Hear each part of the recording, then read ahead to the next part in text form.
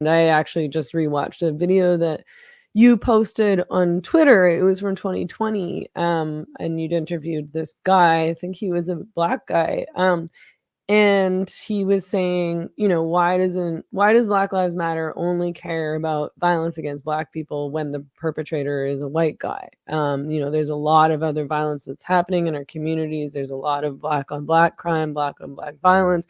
Why doesn't BLM ever talk about or care about or address that? Yeah, no, that was a controversial moment. Um, you know, and an unfortunate one.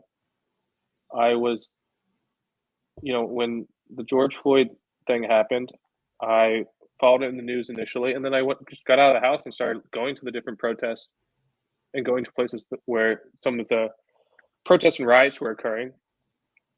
I went down to with another reporter, with Leighton Woodhouse, who's been on your Okay. program.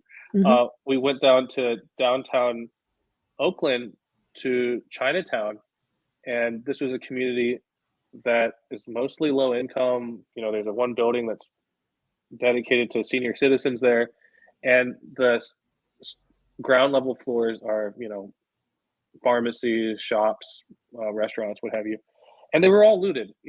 This restaurant where I had my wedding reception was completely smashed and destroyed. The pharmacy where the elderly senior citizens get their prescription drugs was looted.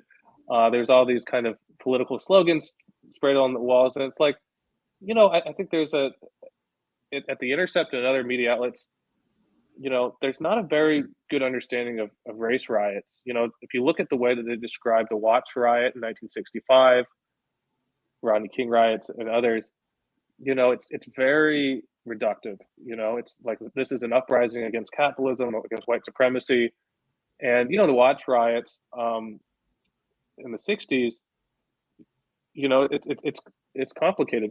There were a lot of Jewish-owned stores that were targeted. It almost was like a pogrom of Jewish Los Angeles citizens who were attacked, and there was certainly also concern around racial discrimination from the LAPD and unfairness in housing policy. It was messy, but there was so much collateral damage that you couldn't there's to report it just as like an uprising against capitalism. That's it.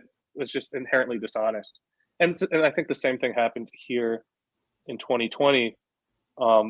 There's attacks in Chinatown, and that's the same thing played out in San Francisco, where there's just a lot of opportunistic looting that was Mm-hmm. completely disconnected from any kind of, you know, demand for changing policing or race or whatever. I mean, it was just more like here's a community that's very weak. Let's prey upon them. I think that's basically how it played out.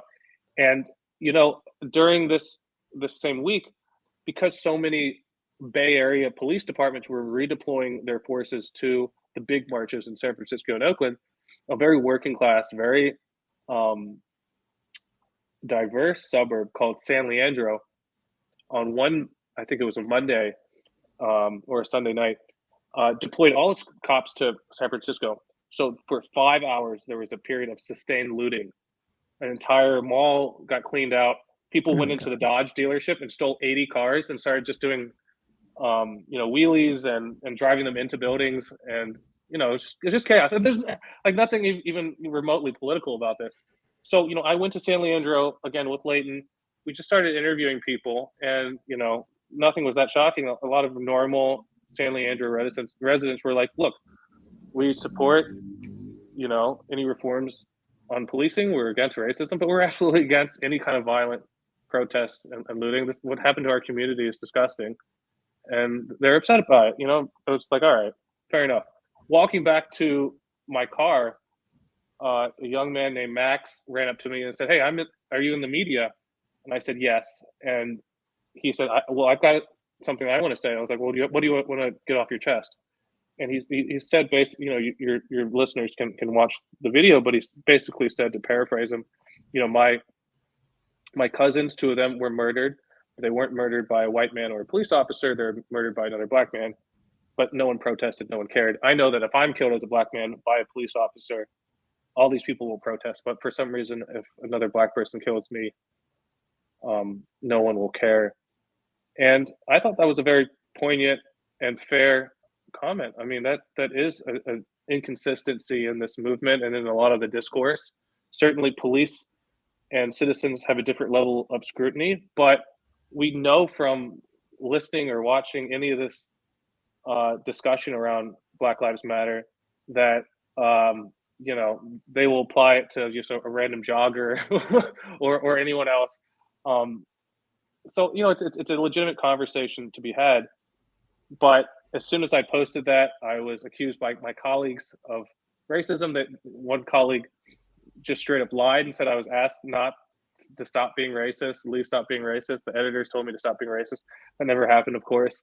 They just this colleague made that up, and then half the Intercept staff retweeted this.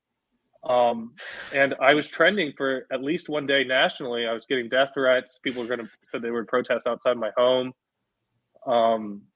And this was all instigated, or a lot of it was instigated by your colleagues. Like that's 100% a harsh experience. Yeah, and I've treated my colleagues with whom, or my former colleagues with whom I have very significant political differences, with respect. I don't publicly accuse them of anything. I don't treat them poorly or whatever.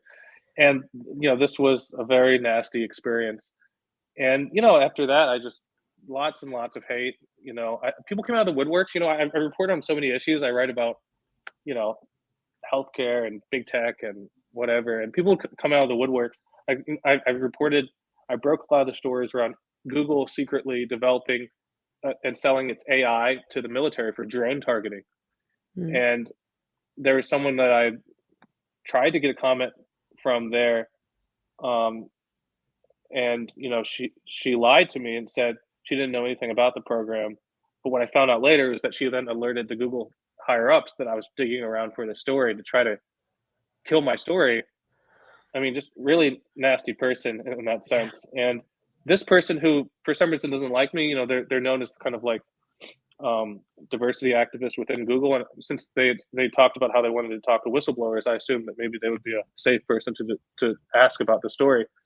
But then this person said, this incident with the interview with Max in San Leandro, shows that I'm racist. Everyone knows that I'm racist. No one should ever talk to me as a source, or any source should never come to me. And since sent this to all this activist list that you shouldn't trust Lee because he's a racist. It's like, where is this coming from? It's crazy.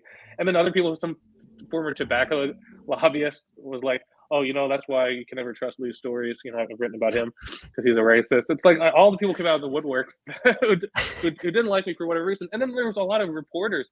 There was a reporter at the Washington Post who quote tweeted and was like, Lee found the one black man who agrees with him and then tricked him into giving this interview. It's like, like a reporter is just making this stuff up about me. Amazing. Yeah, so it was crazy. That whole month was a deluge of hate and social media craziness.